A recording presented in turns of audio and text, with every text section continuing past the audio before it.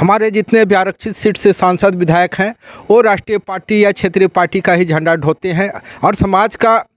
आरक्षण सीट से जीत के जाते हैं। लेकिन समाज मर रहा है कि जी रहा है उनको कोई चिंता नहीं, उनको अपने पार्टी का चिंता रहा है। जहाँ तक सदन की बात है तो आदिवासी समाज की बातों को सदन में उठाने वाला कोई नहीं है। अगर आदिवासी समाज के विधायक सांसद भी है तो पार्टी के दबाव में जो है आदिवासियों के जो मुद्दा है उसको जो है दबाए रखते हैं। तो ऐसी स्थिति में जो है आदिवासी समाज को न्याय नहीं मिलेगा। इसलिए जो है हम लोगों ने जब सुना कि राजस्थान में भारत आदिवासी पार्टी का निर्माण हुआ है और आदिवासी हित के साथ साथ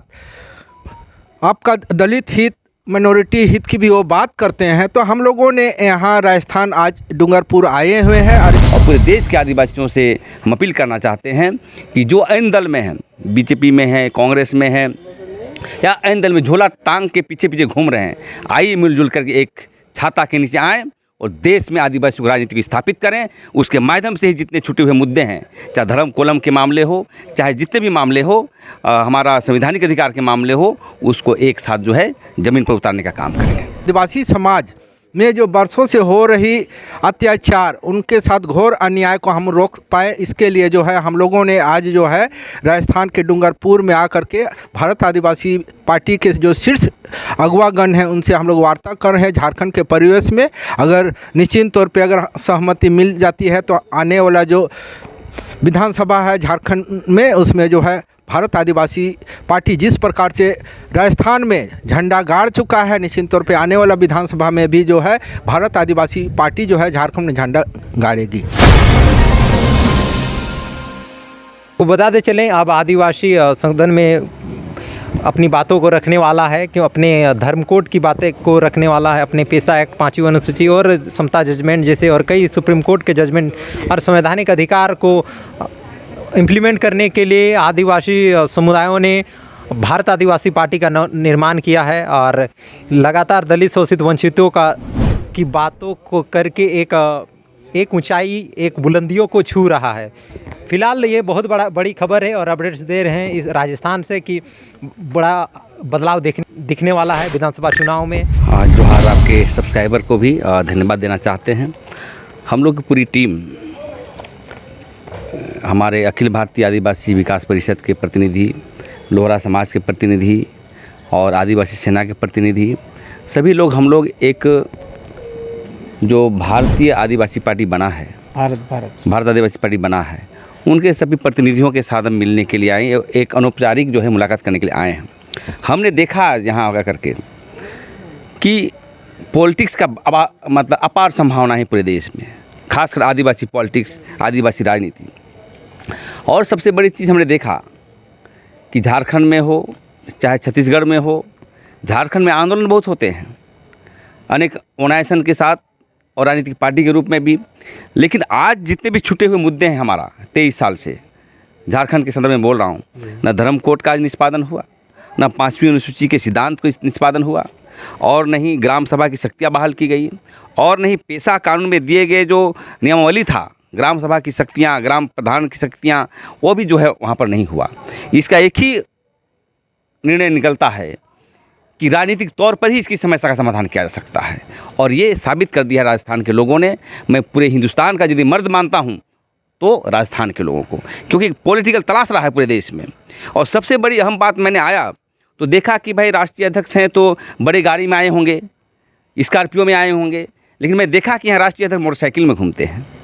और जो इसके फाउंडर मेंबर हैं, जो हमारे भंवरलाल परमार हुए, कांति भाई रोज जी है, ये मोटरसाइकिल में चलते हैं, ये किराए में घर में रहते हैं, कोई दिक्कत नहीं। संघर्ष के बल पर जो हम लोग आगे बढ़ रहे हैं, तो हमें सिंहबोंगा और धर्मेश से हम ये प्रार्थना करते हैं कि इनको राजनीतिक इच्छा शक्ति दे। और हम लोग भी प्रण करने के लिए आए हैं कि बिरसा मुंडा के क्षेत्र में जो मुंडा समाज चाहे और अन्य समाज भी रहते हैं, आदिवासी समाज रहते हैं, और इस क्षेत्र में भिल्ल लोग रहते हैं, पूरे देश के आदिवासियों को जो 781 जनजाति हैं, जो प्राकृतिक पूजक के साथ साथ अन्य जो हमारे समर्थित लोग हैं, सबको एक करके राजनीतिक जो है इच्छा शक्ति लाते हुए पूरे देश में जो पिछड़े हुए थे हम लोग आदिवासी लोग, राजनीतिक सत्ता स्थापित करके हमें दिल्ली की झंडा को गाड़ने के लिए एक हम औपचारिक रूप से आज चिंतन के लिए आए हैं। और आने वाला समय में झारखंड में भी एक राजनीतिक उलगुलान देखने को मिला है। इसी कड़ी में हम लोग आज सभी से मिल रहे हैं और एक संवाद बना रहे हैं कि आदिवासी समाज को कैसे ऊंचाई पर लाया जाए। तो इस सभी मुद्दों पर अभी बात होगी और मैं कहना चाहता हूं आपके मीडिया के माध्यम से और पूरे देश के आदिवासियों से हम अपील करना चाहते हैं कि जो अन्य दल में हैं, बीजेपी में हैं, कांग्रेस में हैं या अन्य दल में झोला टांग के पीछे पीछे घूम रहे हैं, आइए मिलजुल करके एक छाता के नीचे आएँ और देश में आदिवासी राजनीति को स्थापित करें। उसके माध्यम से ही जितने छूटे हुए मुद्दे हैं, चाहे धर्म कोलम के मामले हो, चाहे जितने भी मामले हो, हमारा संवैधानिक अधिकार के मामले हो, उसको एक साथ जो है ज़मीन पर उतारने का काम करेंगे। जोहार है। तो क्या कुछ मैसेज देना चाहेंगे? और लगातार झारखंड में तो मुख्यमंत्री भी है, विधायक भी है, तो क्या कहेंगे? वे सिर्फ पार्टी के एजेंडे पे ही काम करते, आदिवासियत पे नहीं काम करते, इसलिए भारत आदिवासी पार्टी की ओर आप जा रहे हैं? देखिए, अगर हम देखें देश आज़ादी के 75 वर्ष, तो निश्चित तौर पे जो है जो राजनीतिक व्यवस्था आई, उस व्यवस्था के अंतर्गत जो है भारतीय संविधान में जो है आदिवासियों को आरक्षण दिया गया और आरक्षण के माध्यम से विधायक और सांसद जो आदिवासी कोटे से नियुक्त हैं, लेकिन कभी भी आदिवासियों का उत्थान नहीं हुआ। हमारे जितने भी आरक्षित सीट से सांसद विधायक हैं वो राष्ट्रीय पार्टी या क्षेत्रीय पार्टी का ही झंडा ढोते हैं और समाज का आरक्षण सीट से जीत के जाते हैं, लेकिन समाज मर रहा है कि जी रहा है उनको कोई चिंता नहीं, उनको अपने पार्टी का चिंता रहा है। और जो है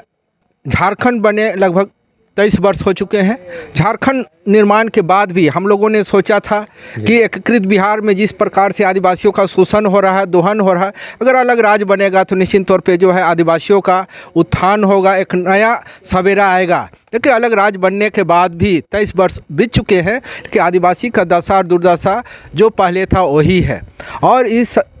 स्थिति को देखते हुए हम लोगों ने आदिवासी समाज तो शुरू से आंदोलन करते रहे, अपने हक अधिकार की आवाज़ सड़कों में उठाते रहे हैं, लेकिन जहाँ तक सदन की बात है तो आदिवासी समाज की बातों को सदन में उठाने वाला कोई नहीं है। अगर आदिवासी समाज के विधायक सांसद भी हैं तो पार्टी के दबाव में जो है आदिवासियों के जो मुद्दा है उसको जो है दबाए रखते हैं, तो ऐसी स्थिति में जो है आदिवासी समाज को न्याय नहीं मिलेगा। इसलिए जो है हम लोगों ने जब सुना कि राजस्थान में भारत आदिवासी पार्टी का निर्माण हुआ है और आदिवासी हित के साथ साथ आपका दलित हित, मिनोरिटी हित की भी वो बात करते हैं, तो हम लोगों ने यहाँ राजस्थान आज डूंगरपुर आए हुए हैं और इनके जो शीर्ष नेतागण हैं, अगवागण हैं, उनसे हम लोगों ने झारखंड के परिवेश में हम लोगों ने वार्ता किया कि इस पार्टी को जो है हम लोग झारखंड में ले जा करके जो है झारखंड को एक नया रूप देने के लिए हम लोगों ने यहाँ के जो शीर्ष नेता हैं उनसे बात करने के लिए हम लोग आए हैं, ताकि आने वाला जो विधानसभा है उस विधानसभा में हमारा जो है भारत आदिवासी पार्टी के बैनर तले जो है झारखंड में भी हम लोग चुनाव लड़ करके जो है हमारे आदिवासी नेताओं को सदन तक पहुँचाए और आदिवासी समाज में जो बरसों से हो रही अत्याचार, उनके साथ घोर अन्याय को हम रोक पाए, इसके लिए जो है हम लोगों ने आज जो है राजस्थान के डूंगरपुर में आकर के भारत आदिवासी पार्टी के जो शीर्ष